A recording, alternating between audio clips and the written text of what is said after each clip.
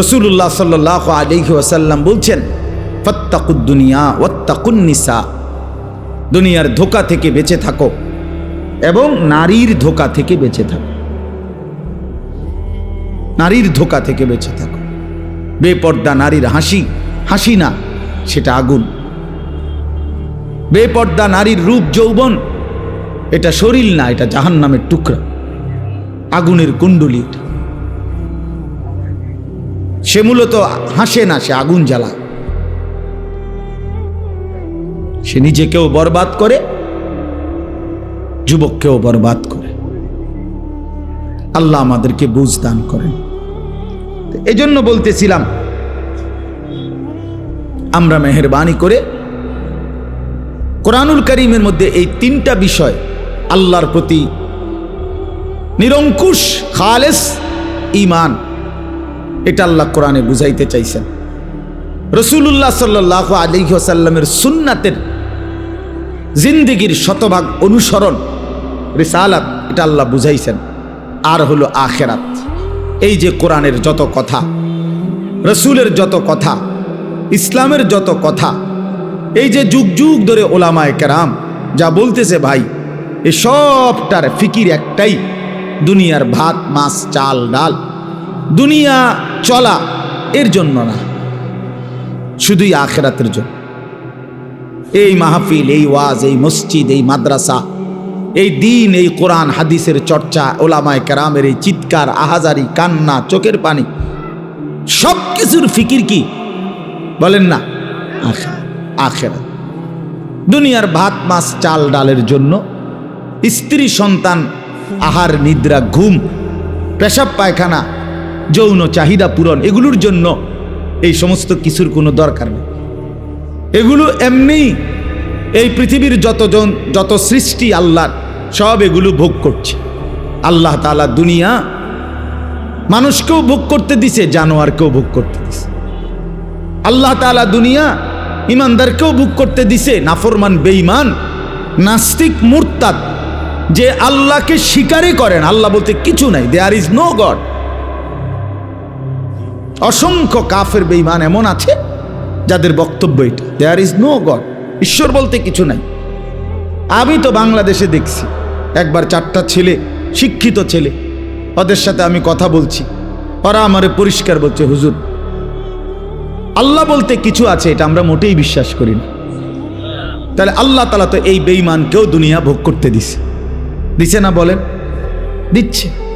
তাইলে আমাদের এই সমস্ত কথাবার্তার মূল মাকসাদ, আমাদের আরেকটা জীবন আছে, আখিরাত, কবর, হাসরের ময়দান, জান্নাত জাহান্নাম, ফুলসেরাত, আমাদের মিজান বিচারের পাল্লা, আমাদের পরকাল। এক কথায় ওইটা ইয়াকিনের সাথে আমরা বিশ্বাস করি। ওয়াবিল আখিরাতি হুম ইউকিনুন, আল্লাহ বলছে তারাই মুমিন যারা আখিরাতকে ইয়াকিনের সাথে বিশ্বাস করে। হইতেও পারে অনেক হুজুর তো বলতেছে, এত হুজুর বলে, হইতেও পারে না, এটারে আখিরাতের বিশ্বাস বলে না, বরং ইয়াকিন। এই যে মনে করেন, এইটা যে একটা গ্লাস আপনারা দেখতেছেন, এটা যে একটা পানির গ্লাস আপনারা দেখেন, কি এটা? পানির গ্লাস না। নিশ্চিত আপনারা? কিভাবে নিশ্চিত হলেন? কথা বলেন না। এই যে চোখে দেখা, এটা চোখে দেখা না আপনাদের? আমি আরো শিক্ষার দিয়েও যদি বলি এটা পানির গ্লাস, আপনি বলবেন অসম্ভব কথা, আপনি হুজুর হইতেন পারেন, কিন্তু এত বড় কাঁচা মিশা কথা কেমনে বলেন? ঠিক কিনা বলেন? এটা তো দেখা যায়, আমনে কোনটা পানির গ্লাস। তাহলে এটা ইয়াকিন, আইনুল ইয়াকিন, এটা চোখে দেখা নিশ্চিত জ্ঞান, এটা ধারণা করলে হবে না। তো আল্লাহ তাআলা বলেন মুমিন তাকে বলে যে আখিরাতের বিষয়ে ধারণা করলে হবে না, বরং ইয়াকিনের সাথে বিশ্বাস করতে হবে, নিশ্চিত বিশ্বাস করতে হবে। নিশ্চিত না দেখেই কবর, হাসর, মিজান, ফুলসেরাত, আখিরাত, কিয়ামত, ইসরাফিলের ফু, এই সব। এই জন্য বাপ, আমি আপনাদের কাছে বুঝাইতে চাই, এই কথাইটা যদি কারো দিলের মধ্যে বসে, আমি একদিন মরে যাব, আমারে কবরে যাইতে হবে, কবর থেকে একদিন আমাকে হাসরের ময়দানে বিচারের জন্য দাঁড় করানো হবে। আর সেই বিচারের ময়দানে আমার পুরা জিন্দিগির আমলনামা, লিখিত কপি, ফাইল আমার হাতে দেয়া হবে। সেই আমলনামা নিয়ে আমাকে দুইটা কাজ করতে হবে। একটা হলো মহান আল্লাহ পাক রব্বুল আলামিনের সামনে সরাসরি হিসাব দেওয়ার জন্য দাঁড়াইতে হবে। আরেকটা হলো মিজানের পাল্লায় ওজনের জন্য আমার আমলনামা দিতে হবে। এরপরে আমাকে ফুলসেরাত পার হইতে হবে। এরপরে আমাকে অনন্তকালের চূড়ান্ত গন্তব্য জান্নাত কিংবা জাহান্নামে পৌঁছতে হবে।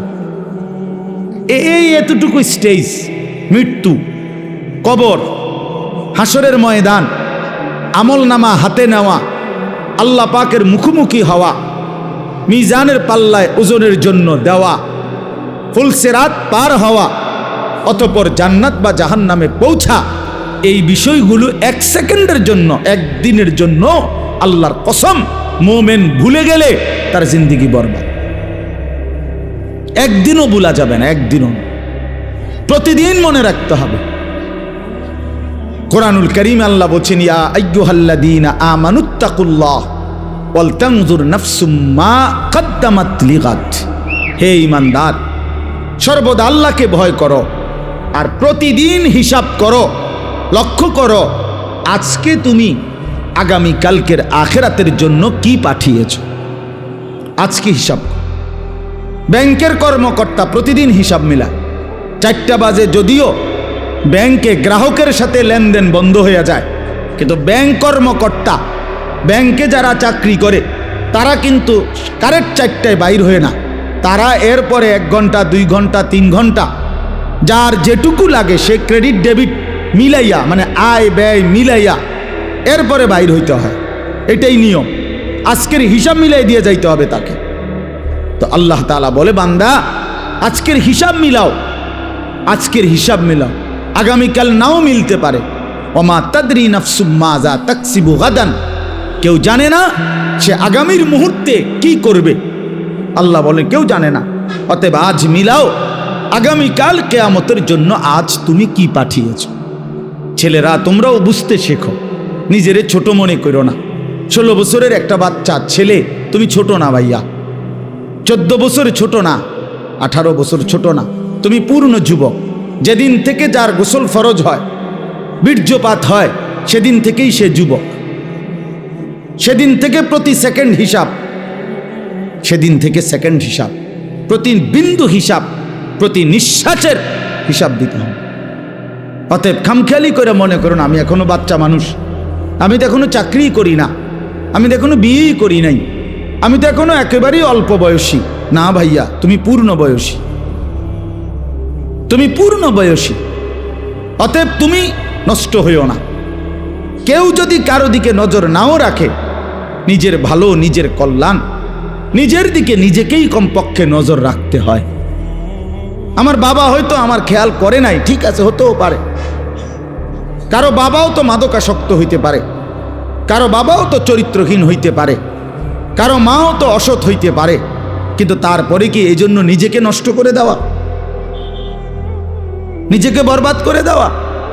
এই জন্য আমি অনুরোধ করলাম, আমাদের কথা এতটুকুই, প্রত্যেককেই এটা মনে রাখতে হবে। আমরা হাসলেও মরে যাব, কাঁদলেও মরে যাব, আমরা সুখেও মরে যাব, দুঃখেও মরে যাব। রাজপ্রাসাদের ওই অট্টালিকাতে যে থাকে সেও একদিন মরে যাবে, জীর্ণ কুঠিরে যে থাকে সেও একদিন মরে যাবে। অতএব আমাদের যেরকম মৃত্যু হচ্ছে, এই গোটা সৃষ্টি জগতের একদিন মৃত্যু হবে। এটাকেই বলা হয় কিয়ামত। আর এই কিয়ামতের একাধিক নাম আছে কোরআনে। এর মধ্যে একটা নাম হলো আল কারিয়া।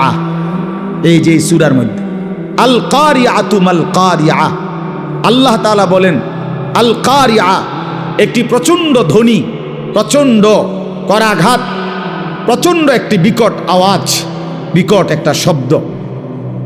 এইটাকে আল্লাহ তাআলা বলছেন মাল কারিয়া। সেই বিকট শব্দটা কি? ওমা আদরাকা মাল কারিয়া। নবী আপনি জানেন সেই বিকট শব্দটা কি, কেমন হবে? অর্থাৎ এই বিকট শব্দ বলতে আল্লাহ তাআলা কিয়ামতকে বুঝাইছেন। ইসরাফিলের ফু দিলে জমিনের মধ্যে যেটা শুরু হবে। রাস্তায় চলার পথে কত গাড়িয়ে যায়, ট্রাকের চাক্কা যখন ব্রাস্ট হয় তখন কিন্তু বিকট শব্দ হয়। সবাই বোঝে ট্রাকের চাক্কা ব্রাস্ট হইলে আলাদা বোঝা যায় যে কিসের চাক্কা ব্রাস্ট হয়েছে, ট্রাকের চাই, এটার আওয়াজটা একটু কি বেশি আওয়াজ, বেশি আওয়াজ। এই জন্য আল্লাহ তাআলা বলেন, বন্ধু আপনি জানেন সেই বিকট শব্দটা কি? সেটাই কিয়ামত, সেটাই ইসরাফিলের ফু।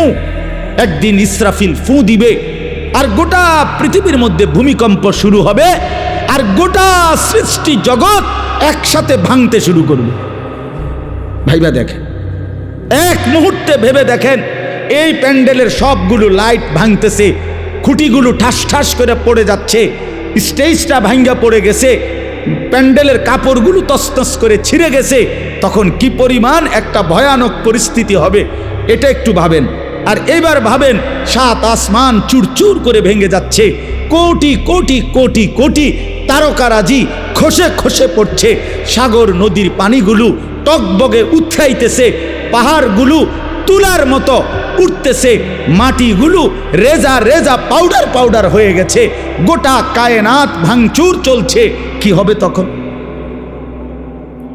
ইযাস সামাউন ফাতারাত ওয়া ইদাল কাওয়াকিবুন তাসারাত ওয়া ইদাল বিহারু ফুজ্জিরাত ইযাস সামাউন শাক্কাত ওয়া আদিনাত লিরাব্বিহা ওয়া হুক্কাত ইযাস শামসু কুব্বিরাত ওয়া ইদাল কাওয়াকিবুন তাসারাত। এভাবে বারবার আল্লাহ বলছে, বান্দা গোটা জমিন ভেঙে যাবে, আসমান ভেঙে যাবে, পাহাড় উড়ে যাবে, পানি উড়ে যাবে, গোটা সৃষ্টি তছনছ হয়ে যাবে। কি হবে তখন? ইয়াউমা ইয়াকুনুন নাসু কাল ফারাশিল মাবসুস। কোন পতঙ্গের দিকে, কোন লাইটের কাছে ওই সাদা সাদা পতঙ্গ, উলু উলু যেগুলো কই আমরা, উলু যেমন চারদিক থেকে দৌড়ায় দৌড়াইয়া এই লাইটের দিকে, আলোর দিকে, আগুনের দিকে আয়সা ঝাঁপাইয়া পড়ে, যে যেদিক থেকে পড়ে দৌড়াইয়া আয়সা ঝাঁপ দিয়া দিয়া পড়ে।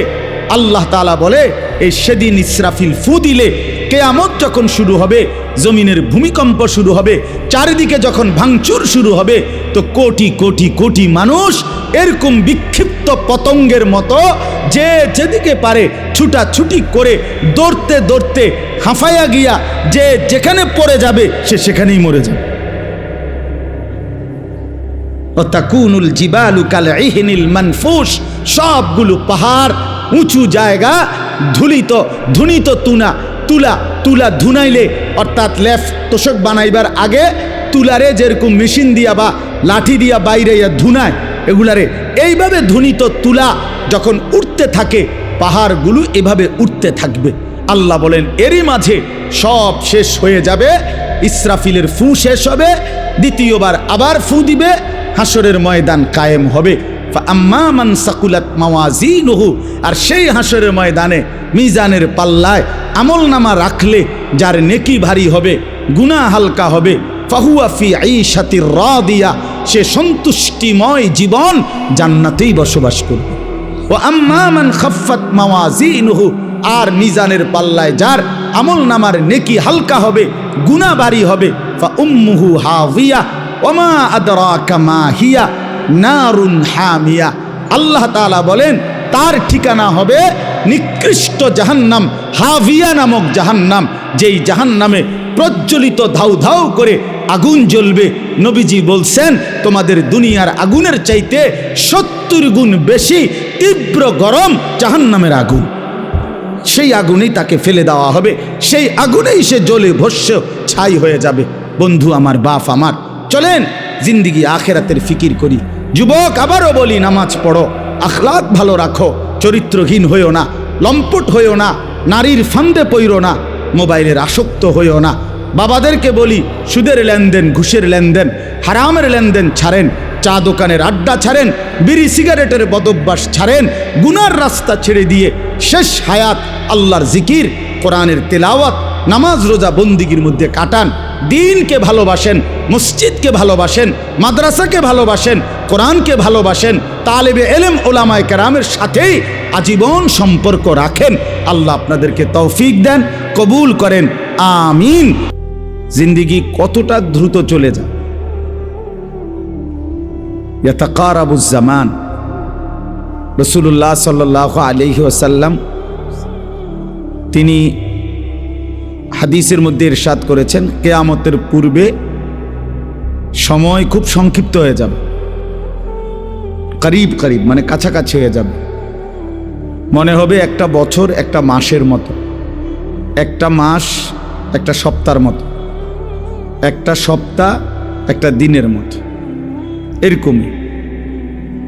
এই মনে করেন কয়েকদিনের পরে শুনবেন যে রমজান চলে আসছে, শুনবেন ঈদ চলে আসছে। তো এইটাও এরকম। এই তো সেদিন আমরা মসজিদে বসছি, মাদ্রাসা হচ্ছে আলহামদুলিল্লাহ, এখন 9 বছর চলে। আল্লাহ তাআলা এই মাদ্রাসা ভরপুর কবুল করেন। মৌলানা মুফতি ইমরান ভাই, উনি আমার অনেক মহব্বত করে। আমি জানি যে উনি এখন আমার নাম ঘোষণা দিতে গেলে 5 মিনিট লাগাইব, অনেক কিছু কইব আমার লাগে। এই জন্য মৌলানা যাতে আমার নামটা বলতে না পারে, এই কারণে আমি ঘোষণা দিতে দেই না। মানে আমি খুতবা পড়ে বলছি ইচ্ছে করে মাইক চালুর আগে। অর্থাৎ আমি চাচ্ছিলাম আসলেই আমরা এই মাদ্রাসার সাথে আলাদা কোনো পরিচয় করে দেওয়ার কিছু নাই। বাহরুল উলুম এই মাদ্রাসার প্রথম থেকেই আমরা, আমার শায়েখ আরিফ বিল্লাহ হাকিমুন নফস আল্লামা মুফতি মুশতাকুন নবী কাসেমি, প্রথম থেকেই বলা যায় আমরা মাদ্রাসারই পরিবারের সদস্য আলহামদুলিল্লাহ।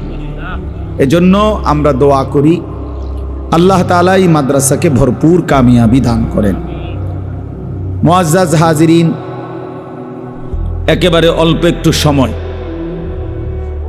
আসর নামাজের পরে মাগরিবের এই পূর্ব মুহূর্তে,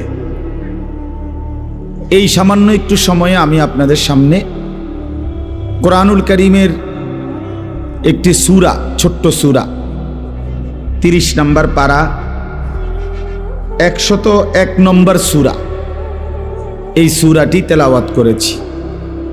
সূরাটির মধ্যে 11টা আয়াত, ছোট্ট ছোট্ট আয়াত, এই যে মাত্র পড়লাম, শুনলেন আপনারা।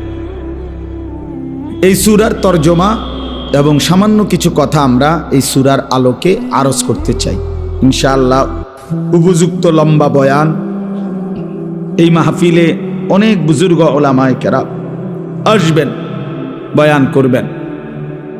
বিশেষ করে আমার শায়েখ আসবেন, বয়ান করবেন, এবং আরও অনেক ওলামায়ে কেরাম বয়ান করবেন। এজন্য আপনারা ধারাবাহিকভাবে পুরা বয়ান মনোযোগ দিয়ে শুনবেন। বিশেষ করে নওজোয়ান ছেলেরা, তোমাদেরকে বলি ভাই, কোনো ব্যক্তি বিশেষের জনপ্রিয়তায় বয়ান শুনো না, তাইলে তেমন উল্লেখযোগ্য ফায়দা হবে না। অর্থাৎ এই বক্তা একটু জনপ্রিয়, ওই বক্তা একটু অপরিচিত, এগুলো কোনো বিষয় না।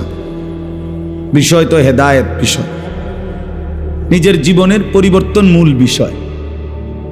এটা আসলে আমরা অনেক সময় বুঝি না। নিজের পরিবর্তন দরকার, আর পরিবর্তন কোরআন সুন্নাত থেকে হয়। কোরআনুল কারীমে আল্লাহ তাআলা বলছেন, যালিকা হুদাল্লাহ ইয়াহদি বিহি মান ইয়াশা। আল্লাহ তাআলা বলেন, এই কোরআনই হচ্ছে আমি আল্লাহর পক্ষ থেকে হেদায়েত। আমি যাকে ইচ্ছে করি এর দ্বারাই, মানে এই কোরআনের দ্বারাই হেদায়েত দিয়ে থাকি। তাহলে কোনো ব্যক্তির দ্বারা না, এখানে কোরআনের দ্বারা আল্লাহ তাআলা তিনি ইচ্ছে করলে হেদায়েত দিয়ে থাকেন। এজন্য কোনো ব্যক্তি বিশেষের মূল না, বরং আল্লাহর কোরআন, রাসূলের সুন্নাহ। এজন্য সমস্ত উলামায়ে কেরাম এখানে সকলেই উপযুক্ত আলেমদের নাম বয়ান করবে। আপনাদের সবার কাছে অনুরোধ, কষ্ট করে যারা নিয়ত করে আসছেন, নওজোয়ান ছেলেরা, বাবারা, ভাইরা, সবাই পুরা বয়ান মনোযোগ দিয়ে শুনবেন। একটা মাহফিলের ইন্তজাম করতে অনেক পেরেশানি করতে হয়। এই মাহফিল, এই প্যান্ডেল, এই পোস্টার, মাইক, হ্যান্ডবিল, প্রচার প্রচারণা, ওলামা। আমার মাদ্রাসায় আগামী 14 তারিখ মাহফিল। আমার যে ছোট্ট মাদ্রাসা কুমিল্লা ক্যান্টনমেন্ট ময়নামতি সাহেবের বাজার, প্রতি মাসের দ্বিতীয় শনিবার মাসিক মাহফিল হয়। তো এইটাই বছর শেষে এই মাসের দ্বিতীয় শনিবার, আগামী শনিবার সেটা একটু বড় করে আমরা বাইরে প্যান্ডেল আকারে করব। এখন দেখা গেছে আজকে প্রায় 20 দিনের মতো হবে। ওস্তাদরা অর্ধেক ছাত্রদেরকে পড়ায় আর বাকি অর্ধেক মাহফিলের কাজ করে। কি কাজ যে করে আমি এটা বুঝি না, কিন্তু কাজেই করতেছে। আজকেও মাদ্রাসায় গেছি, দেখি ওস্তাদরা ব্যস্ত, সবাই কষ্ট করতেছে, ছাত্ররা, বড় বড় ছেলেরা। তাহলে বোঝা গেল একটা মাহফিল অনেক দিন কষ্ট করতে হয়, অনেক পেরেশানি, অনেক কিছু, অনেক ঝামেলা।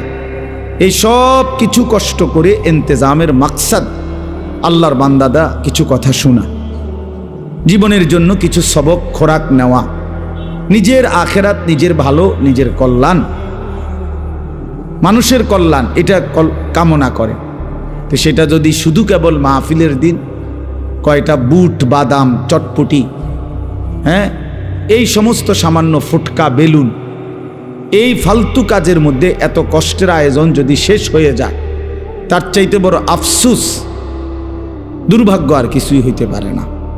ইদানিং কালে এটা খুব বেশি ভাই, আমার খুব আফসুস মনে হয়। যাহা 2 লাখ 5 লাখ টাকার মাহফিল, কিন্তু কিছু বুট বাদামওয়ালা শেষ করে দেয়, কিছু চটপটিওয়ালা শেষ করে দেয়। ওরা এই পরিমাণ দোকানপাট বসে, এই পরিমাণ ওরা মুসলমানের বাচ্চাদেরকে আটকায় রাখে, ব্যস্ত রাখে। বাচ্চাগুলো আল্লাহর কোরআন শুনতে পায়, কদ্দুর শোনে, কদ্দুর হাঁটে, কারো একটু সুর ভাল লাগলে দৌড় দিয়ে আসে, কারোর একটু জোরে আওয়াজ শুনছে যে স্লোগান দিছে, হ্যাঁ মনে মনে গরম পরিস্থিতি, তো আবার দৌড়ায় আসে, আবার দৌড় দেওয়া জায়গা। তো এই তামাশা করলে তো আর জিন্দিগি বদলায় না, জীবন পরিবর্তন হয় না। মনোযোগ দিয়ে আল্লাহর কথা শুনতে হয়, লম্বা সময় ধরে শুনতে হয়। এক কথায় দিল নরম হয় না, এক শব্দে বদলায় না, হয়তো শুনতে শুনতে শুনতে শুনতে একদিন আল্লাহ তাআলা জিন্দিগি বদলায় দেয়। এই জন্য আমি অনুরোধ করলাম শুরুতেই আজকের এই সবটা বয়ান আপনারা নিয়ত করেন যে আমি ইনশাআল্লাহ পুরা বয়ান মনোযোগ দিয়ে শুনব। আল্লাহ আমাদেরকে তৌফিক দান করেন। এই সূরাটার মধ্যে মূল বক্তব্য, মূল আলোচ্য বিষয় হচ্ছে কিয়ামত, আখিরাত, হাসরের মাঠ। কোরআনুল কারীমের মধ্যে 3টি আলোচ্য বিষয় মূল পুরা কোরআনে। ইসলামের সমস্ত আলোচনার 3টা মোটা অংশ, একটা হলো তাওহীদ, দ্বিতীয়টা হলো রিসালাত, তৃতীয়টা হলো আখিরাত। তাওহীদ, রিসালাত, আখিরাত। মোবাইলে এটা ধরে রাখলে ভাই এই খটর খটরেই যাবে, আপনি আরো 500 বছর না মানে এটা মিয়া বন্ধ করেন। আবারও বলছি এটা বন্ধ করো বেটা।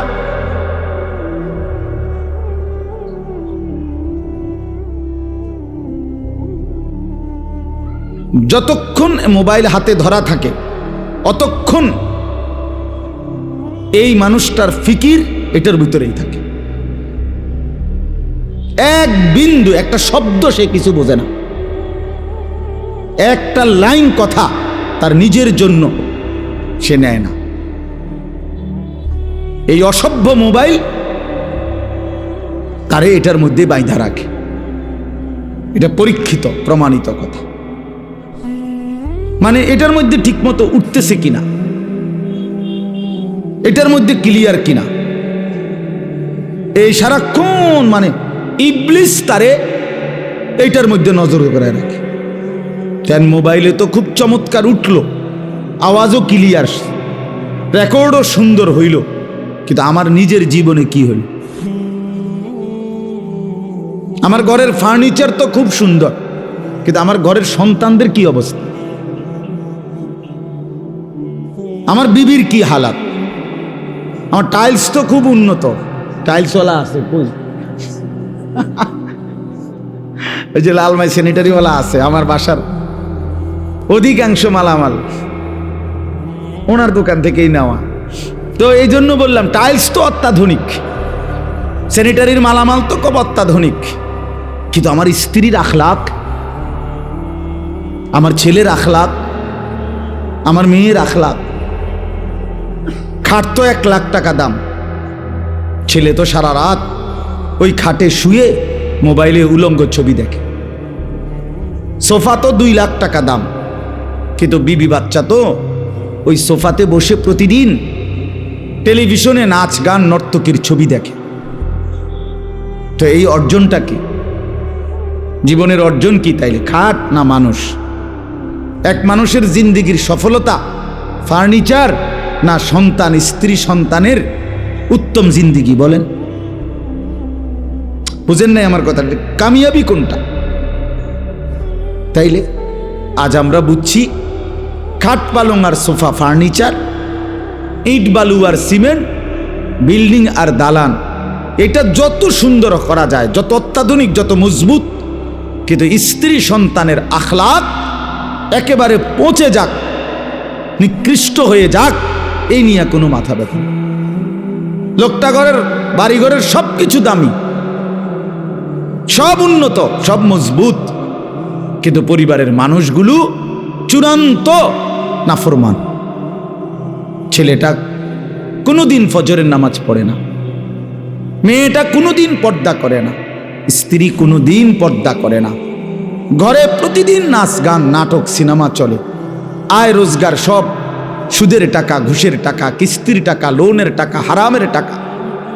তো এ কি অর্জন হইল ভাই? খাটে না অর্জন হইল? মানুষ কই? আখলাক কই? আখেরাত কই? কবর কই? রাসূলুল্লাহ সাল্লাল্লাহু আলাইহি ওয়াসাল্লাম বলছেন, ইয়াকুলু ইবনু আদামা মালি ওয়া মালি। নবীজি বলেন, হায় বনি আদম সারাক্ষণ কেবল বলে আমার মাল, আমার মাল, এটা আমার গাড়ি, এই 10 শতক আমার জমি, এই যে ঘরটা এটা আমার, এটা আমার, এটা আমার, আমার মাল, আমার মাল, আমার মাল। রাসূলুল্লাহ সাল্লাল্লাহু আলাইহি ওয়াসাল্লাম বলেন, ওয়াহাল্লাকা ইয়া ইবনা আদম মিন মালিক। বনি আদম, কোথায় তোমার মাল? কোথায় তোমার মাল? এগুলো তোমার মাল? তাহলে এগুলো যদি তোমারই হয়, কবরে যাওয়ার সময় তুমি এগুলো নিচ্ছ না কেন? সোফা এগুলো না তোমার, তো এগুলো রেখে যাচ্ছ কেন? এই 10 শতক জায়গা না তোমার, তো এগুলো রেখে যাচ্ছ কেন? এগুলো না তোমার। অতএব নবীজি বলেন, তোমার কেবল 3টা। কয়টা? 3টা তোমার, 3টা জিনিস কেবল তোমার।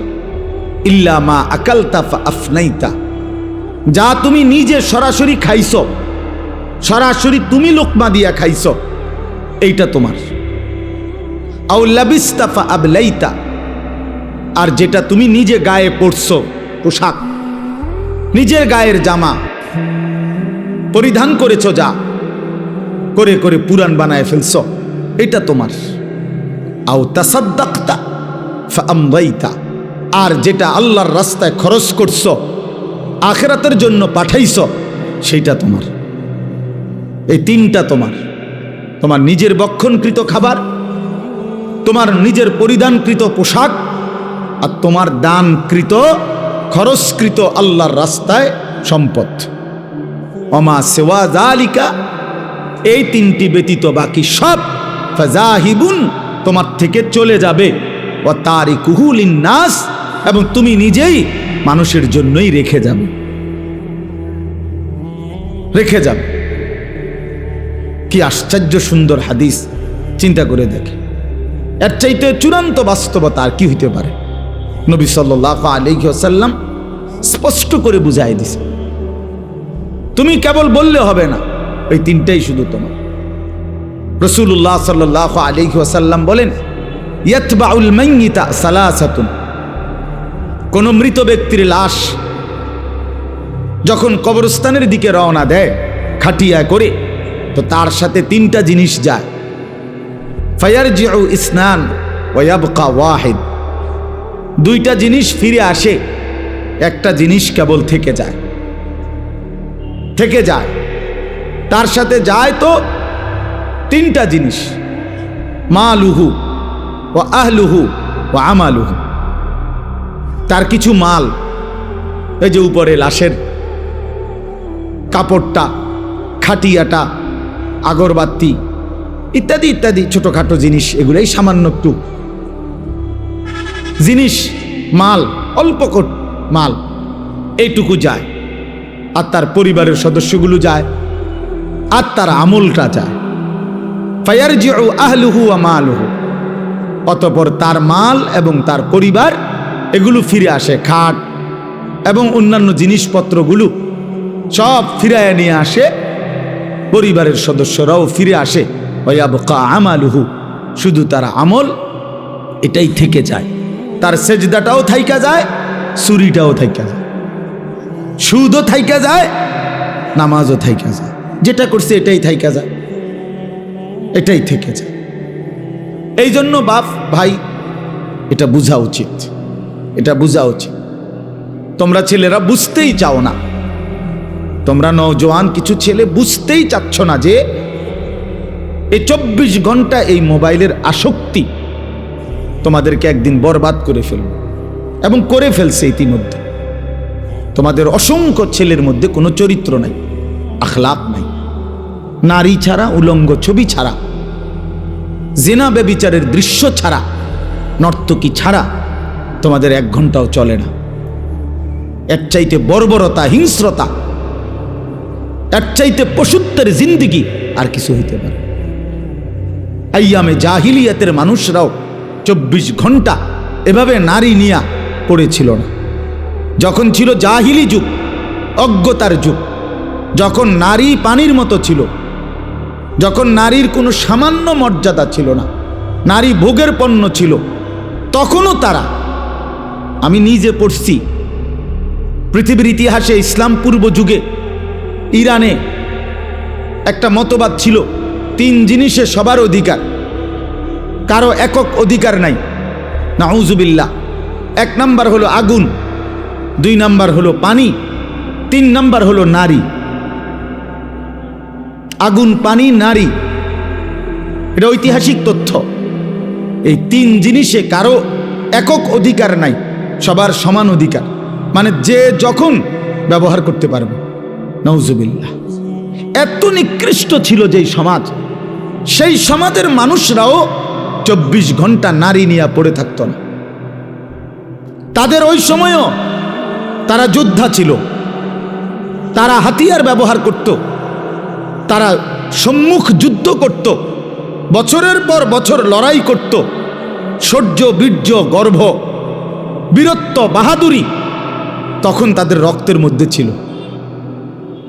আজকে এই মোবাইল, এই নারীর লোভ, এই ছবি, নাচ, গান, আর এই নিজের ছবি নিজে উঠানো, এই অসভ্যতা লক্ষ কোটি ছেলে পেলেকে একটা অপদার্থ, একটা ফালতু অকর্মণ্য মানুষ বানায় ফেলছে। এটা চলেও না, হাসেও না, কান্দেও না। এই অপদার্থকে দিয়া মোবাইল টিফা ছাড়া আর কিছু হয় না। পৃথিবীর কোনো কাজে ওই লাগে না, কোনো কাজে লাগে। আপনি দেখবেন যে সমস্ত হাইওয়ানগুলো সারাদিন মোবাইল টিপে, পাঞ্জাবিওয়ালা হোক আর পাঞ্জাবি ছাড়া হোক, টুপিওয়ালা হোক আর টুপি ছাড়া হোক, এই অপদার্থকে দিয়া কোনো কাম হয় না, কিচ্ছু হয় না। এগুলোর জিন্দিগি শাহওয়াতের জিন্দিগি, শুধু শাহওয়াত। একটা জিনিসের কাছে হেরে গেছে, লজ্জাস্থানের একটা চাহিদা আছে, কামনা, বাসনা, শাহওয়াত, এইটার কাছে হেরে গেছে। জীবনের বাকি আর কোনো কিছু নেই। আস্তাগফিরুল্লাহ, আস্তাগফিরুল্লাহ। ভাই আমার, বন্ধু আমার, এটা সুস্থ স্বাভাবিক মানুষের জীবন নয়।